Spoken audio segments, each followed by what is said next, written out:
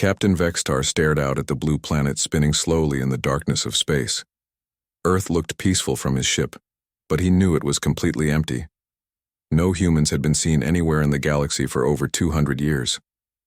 Still, nothing on the scanners, sir, his communications officer reported. Just like always. Vextar nodded.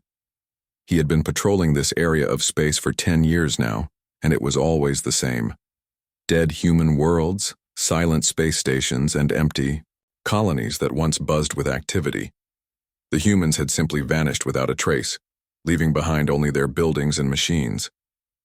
"Take us closer to the moon," Vextar ordered. "The salvage crews want to check those old mining facilities again." As their ship moved toward Earth's moon, something interesting happened deep underground. Ancient computers that had been sleeping for centuries suddenly woke up. Green lights began blinking in dark rooms that no one had entered for generations. These computers started sending messages across the galaxy to other hidden places. But the messages were so quiet and so well hidden that no one could detect them. The moon's surface looked empty and dead, covered in dust and old human equipment. But beneath the ground, in tunnels that went down for miles, something was stirring. Cameras turned on and began watching the alien ship above. Sensors measured everything about the visitors, how many there were, what weapons they carried, even what they had eaten for breakfast. On the other side of the galaxy, similar things were happening on dozens of abandoned human worlds. In the ruins of New Sol Colony, alien scavengers were busy taking apart human buildings to steal the valuable metals inside. They worked all day, filling their ships with anything useful they could find. They thought they were alone, but they were wrong. Hidden in the walls of every building were tiny sensors, smaller than grains of sand. These sensors watched everything the aliens did and remembered every piece of equipment they took. The information was stored in secret databases that had been running automatically for over 2 centuries. The aliens had no idea they were being watched. They laughed and joked as they worked, talking about how much money they would make from selling human technology. Some of them wondered out loud what had happened to the humans, but none of them were worried. After all, if the humans were still around, surely they would have come back to protect their worlds by now. In another part of space, archaeologist Krindal was studying ancient human artifacts in his laboratory. He held up a small device that looked like a simple communication tablet. The writing on it was in Korean, which he could not read, but his translation computer told him it was some kind of personal diary. "Fascinating," he muttered to himself. Such primitive technology, yet they managed to spread across so many worlds. What Krindal did not know was that the tablet in his hands was much more than it appeared to be. Built into its circuits were systems so advanced that his entire civilization could not understand them, even if they tried for 1,000 years. The tablet was quietly scanning his laboratory, learning about his equipment, and sending reports to distant receivers. Back on Earth's moon, the hidden computers were getting busier. They had finished analyzing the alien patrol ship and were now preparing something. Deep in the underground facilities, machines that had been still for centuries began to move. Robotic systems started checking weapons that had never been fired, and running diagnostics on equipment that could reshape entire planets. But these were not preparations for war. They were preparations for something much more important. The computers were following instructions left behind by humans long ago. These instructions were very specific. Watch the galaxy, learn about the other species, and wait. Wait for the right moment. Wait for the right signal. Wait for someone to find the right thing and activate the next phase of the plan. That signal was coming soon. On the mining world of Kepler 442b, alien workers had discovered something unusual. Deep in an old human mine, they found a chamber filled with strange crystalline structures. The crystals hummed with energy and seemed to pulse with their own inner light. The workers were excited. Crystals like these could power their ships for years. As they began to carefully extract the crystals, scanners throughout the chamber recorded everything. The crystals were not just power sources. They were listening devices, communication arrays, and something much more dangerous. They were keys designed to unlock something that had been waiting patiently in the dark spaces between the stars. Across the galaxy, On every world the humans had ever touched, similar discoveries were being made.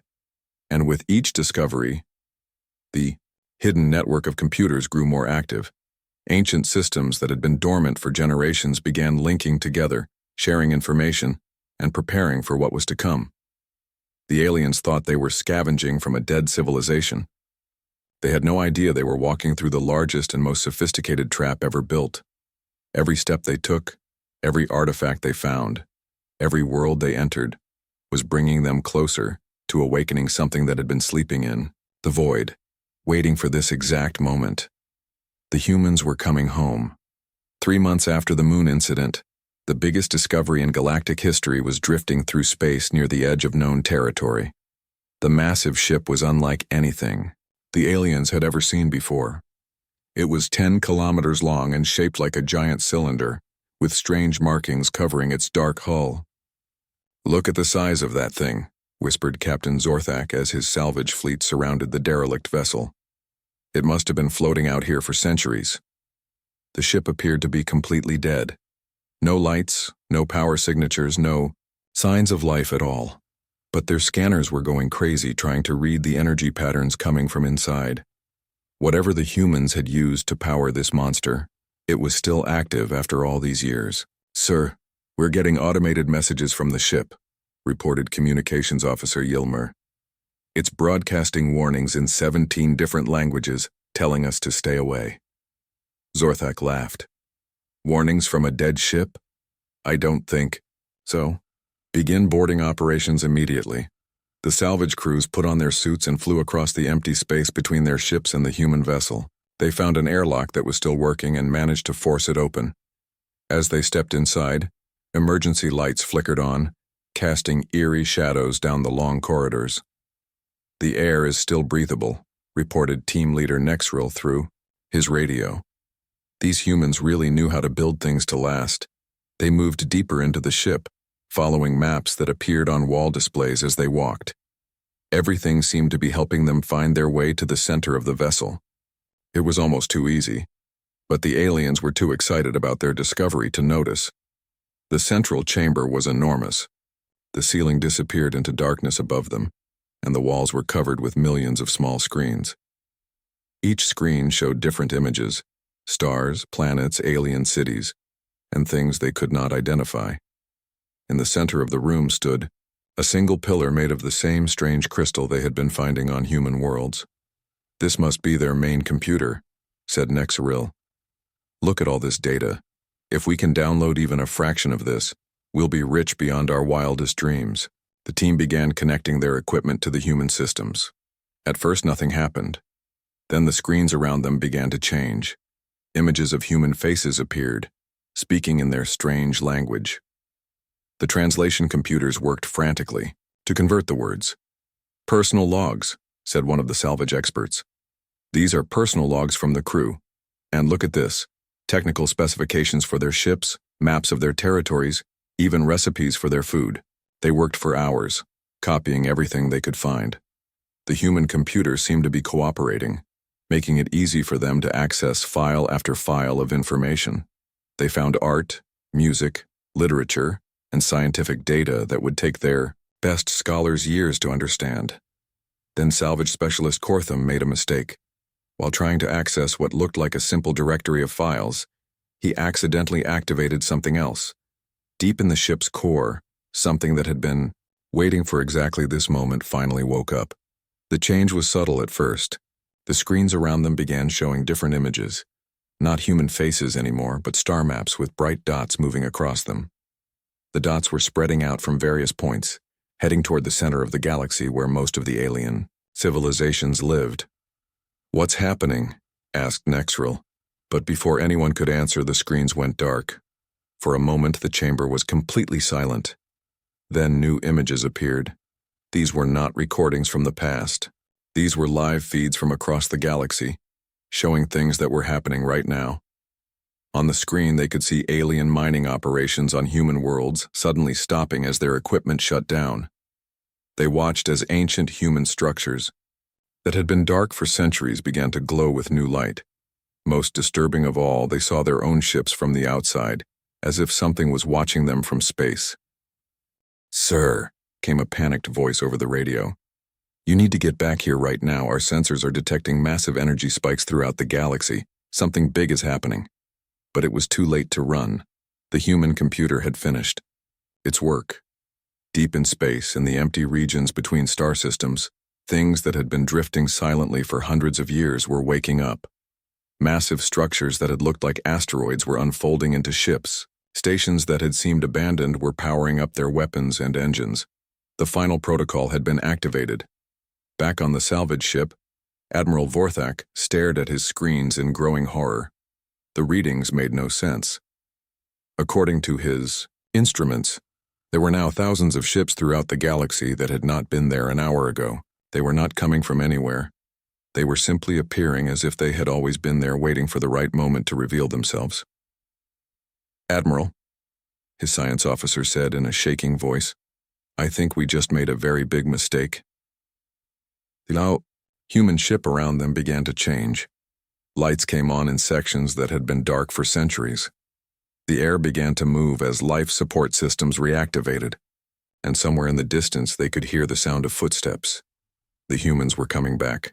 The Galactic Confederation thought they had won the greatest prize in history.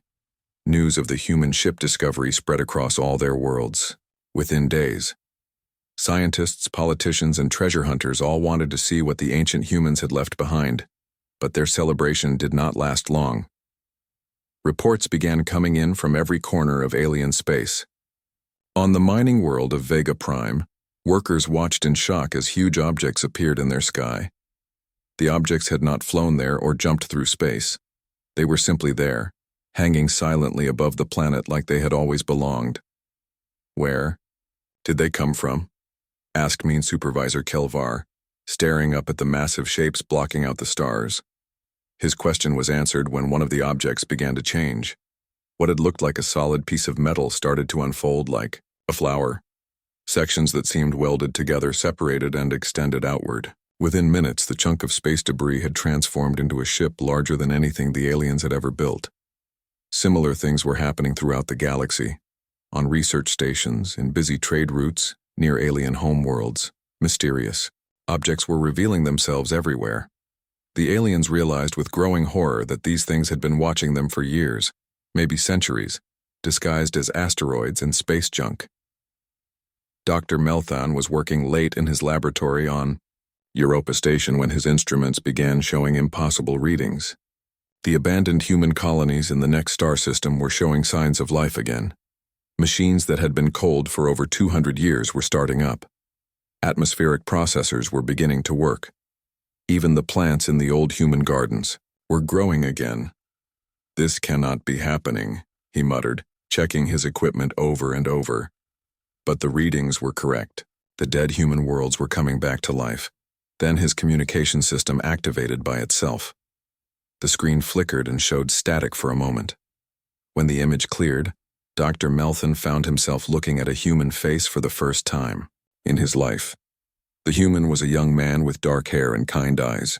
He looked completely normal, except for something strange that Dr. Melthan could not quite identify. When the human moved, it seemed like he was moving in more directions than should be possible. When he spoke, his voice came not just through the speakers, but seemed to echo inside Dr. Melthan's head. "Hello," the human said in perfect alien language. "My name is Hyun. We need to talk." Dr. Melthan's hands were shaking as he tried to record the conversation. You're human, but that's impossible. Your species disappeared centuries ago." Hyun smiled, and his smile seemed to contain knowledge of things beyond imagination. "We did not disappear. We simply went away to grow up, and now we have come home." "Where have you been?" Dr. Melthan asked. "In the spaces between your stars," Hyun replied. "In the empty places where you never thought to look. We have been building, learning, and changing. We have become something more than what we were when we left." As Hyun spoke, Dr. Melthan began to understand that this was not just a conversation between two individuals. Somehow, he knew that similar conversations were happening all across the galaxy. Thousands of humans were speaking to thousands of aliens at the same moment, and they were all connected to each other in ways that made no sense. On the military base at Rigel 7, Commander Zixrol was dealing with his own impossible situation. His entire fleet had lost control of their weapon systems. Every gun, every missile, every defensive system had simply stopped working. But the strangest part was that nothing seemed to be attacking them. A woman appeared on his bridge without using the doors or transporters or any technology he could recognize. She was simply not there one moment, and then she was there the next, as if she had decided that being somewhere else was no longer convenient. "My name is Minji," she said calmly, looking around at the alien crew who were pointing useless weapons in her direction. "Please do not be afraid. We are not here to hurt you." "What do you want?" Commander Zixrol demanded. Minji walked to the main view screen and touched it with her hand. The screen showed the planet below them, a former human colony that the aliens had been mining for valuable metals for 50 years. The surface was scarred and broken from decades of intensive mining operations. As they watched, something incredible began to happen. The scars on the planet's surface started to heal. Rivers that had been poisoned began to run clear. Forests that had been cut down began to grow back. The healing was happening so fast they could actually see it from space. "We want our gardens back," Minji said simply. "And we want to help yours grow too." "How is this possible?" the commander whispered. "We are the children of the humans who left this galaxy long ago," Minji explained. "We have spent these centuries learning to be more than just one species on one world. We have become something that exists in many places at once, something that can think with many minds working together." She turned to look directly at Commander Zixrol, and he felt like she was looking not just at him, but through him, understanding everything about his life in an instant. "Your people have been alone for so long," she said with genuine sadness in her voice. "But you do not have to be alone anymore." The Galactic Confederation had the largest military force in known space. When the human ships appeared everywhere at once, they decided to fight back. Admiral Corvin commanded a fleet of 3,000 warships, all armed with the most powerful weapons their science could create. "All ships, target the largest human vessel and fire everything we have," he ordered. The alien fleet opened fire with enough firepower to destroy an entire planet. Laser beams, particle cannons, and quantum torpedoes all struck the human ship at the same time. When the light faded and the energy cleared, the human ship was still there, completely undamaged. But something strange had happened to the alien weapons. Every gun that had fired at the humans simply stopped working. Not broken or destroyed, just stopped, as if they had decided they did not want to be weapons anymore. "Sir, all weapons are offline," reported his tactical officer. "But we're not detecting any attack from the human ship. They didn't do anything to us." Admiral Corvin stared at his screens in confusion. "How do you fight an enemy that doesn't fight back but makes your weapons useless just by existing?" His question was answered when a human woman appeared on his bridge. She didn't come through the doors or use a transporter. One moment the bridge was empty except for his crew, and the next moment she was standing there as if she had always been part of the ship. "Hello, Admiral," she said in a calm voice. "My name is Sujin. We need to discuss what happens next." The Admiral drew his sidearm and pointed it at her, but the weapon felt heavy and wrong in his hands. When he tried to pull the trigger, nothing happened. The gun had become just a piece of metal. "We are not your enemies," Sujin said kindly. "We do not wish to hurt you or your people, but we cannot allow you to hurt others anymore." "What have you done to our weapons?" the Admiral demanded. "We have asked them to remember their true purpose," Sujin replied. "Technology should serve life, not destroy it. Your weapons have remembered this truth." Around the galaxy, similar scenes were playing out on every alien military ship. Human beings were appearing everywhere, not through any technology the aliens understood, but simply by choosing to be there. They spoke to confused alien commanders explaining that the old ways of settling conflicts through violence were ending. On the trade world of Nexus Prime, something even more strange was happening. The biggest market in the galaxy was where aliens bought and sold everything they had stolen from human worlds. Ancient human artwork, pieces of human technology, even personal items from human homes. All of it was for sale to the highest bidder. But as the human woman named Yunji walked through the market, everything changed. The human artifacts began to sing. Not with voices, but with harmonies that seemed to come from the metal and stone itself. The sound was so beautiful and so sad that many of the alien merchants began to cry without knowing why. These things do not belong to you, Yunji said to Market Master Velthok. They are the memories of people who trusted you to take care of their worlds while they were away. We found them fair and square, Velthok protested. Your people abandoned everything when they disappeared. We did not abandon anything, Yunji replied. We left everything in your care, hoping you would be good caretakers. Instead, you took what was not yours and sold it for profit. As she spoke, the human artifacts throughout the market began to move on their own. Paintings floated off their display stands. Sculptures walked down from their pedestals. Personal items like jewelry and books flew through the air, gathering, together in front of Yunji. We are taking back what belongs to us, she said. But we are not angry with you. You did not understand what these things really were. The aliens in the market watched in amazement as the human artifacts formed themselves into a perfect sphere of light and then disappeared, presumably returning to wherever they truly belonged. On the industrial world of Mechanicus, the story was different but equally impossible. The factories that had been processing materials stolen from human worlds suddenly stopped working. But they didn't break down, they transformed. Assembly lines that had been making weapons began producing medical equipment instead. Refineries that had been processing raw materials for military use started creating tools for farming and construction. The human man named June appeared in the main control room where Chief Engineer Toxmar was frantically trying to understand what was happening to his factories. Your machines are remembering their better nature, June explained.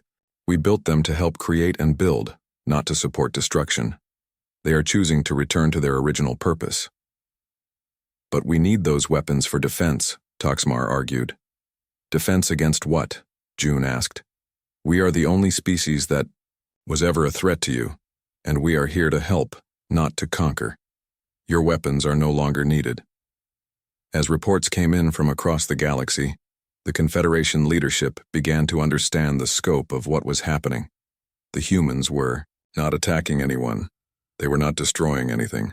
They were simply reclaiming what had always been theirs and gently but firmly changing everything else to serve better purposes. The humans had returned not as conquerors, but as gardeners cleaning up a garden that had grown wild in their absence.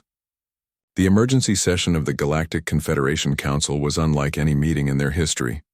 Representatives from 12 different species sat around the great circular table, all of them confused and frightened by what was happening across their territories.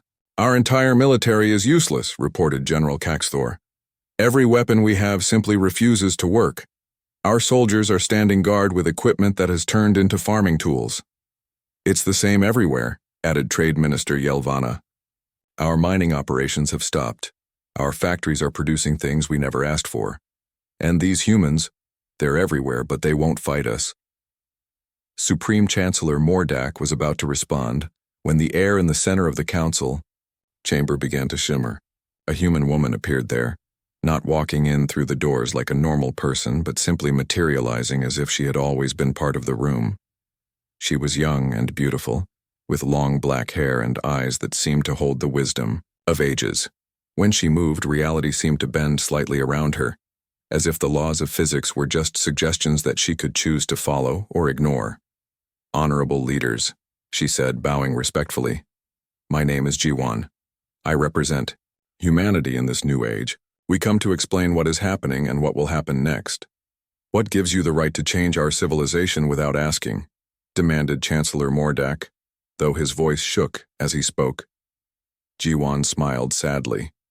The same right that gave you permission to strip mine our worlds, sell our possessions, and turn our homes into tourist attractions while we were away. The alien leaders fell silent. They had not expected the humans to know about all of that. But we are not here for revenge. Ji-Wan continued. The final protocol was never about punishment. It was about gardening. She gestured, and the air above, the council table filled with images. They showed the galaxy as it had been when humans first left, vibrant, growing, full of young civilizations reaching for the stars. Then the images changed to show what the galaxy had become, stagnant, divided, with species fighting over scraps instead of exploring new possibilities. When we left, we hoped you would grow, Ji-Wan explained. We hoped you would become something, greater than what you were. Instead, you became comfortable. You stopped dreaming of what could be and started fighting over what already was. Another human appeared beside her, a man with kind eyes and a gentle smile. His form flickered between solid matter and pure energy, as if he couldn't quite decide what state of existence he preferred. My name is Seok, he said. We spent these centuries in the spaces between galaxies, learning to become more than we were. We discovered that consciousness is not limited to biological forms. We learned to exist as pure thought, to communicate, across vast distances instantly, to reshape matter with the power of will alone. Impossible, whispered science advisor Zornell. Consciousness requires a physical brain. Energy patterns cannot think, Seok smiled. Your science is still very young. You think in terms of limitations because you have not yet learned to transcend them. But we can teach you, if you are willing to learn. More humans began to appear, around the council chamber. Each one looked different, but they all shared the same quality of existing somehow beyond normal reality. They were Hyun and Minji and Sujin and Unji and Jun and dozens of others, all connected to each other in ways the aliens could not understand. The final protocol cannot be stopped because it was never meant to be a weapon, Ji-Wan continued. It is evolution itself. For us, it meant becoming something greater than biological life. For you, it means the same opportunity. What do you want from us? Asked Chancellor Mordak. Nothing that you are not ready to give, replied a human, man named Doyun, who had just appeared. Some of your people will choose to join us in transcendence. Others will prefer to remain as they are but live in a galaxy where war and suffering are no longer possible. Both choices are acceptable. Trade Minister Yelvana stood up slowly. What if we refuse? What if we want things to go back to the way they were? The humans looked at each other, communicating in ways that required no words. Then Ji-Wan answered for all of them. The galaxy will not go backward, she said firmly but kindly. Too much has changed. Your weapons will not work for violence anymore. Your machines will not produce tools of destruction. Your ships will not attack others without just cause. These changes are permanent. But, added Seok, you will find that life becomes much more interesting when you are not spending all your energy on conflict. When you no longer need armies, you can build schools. When you no longer need weapons factories, you can create art. When you no longer fear your neighbors, you can work together to explore the universe. Some of the alien council members looked angry. Others looked thoughtful. A few looked hopeful. Chancellor Mordak was quiet for a long time. Finally, he asked, "What happens to those who accept your offer?" Ji-Wan's smile brightened the entire room. They learned to become gardeners of the galaxy, helping all life grow toward its highest potential. The choice was theirs to make, but the future had already begun.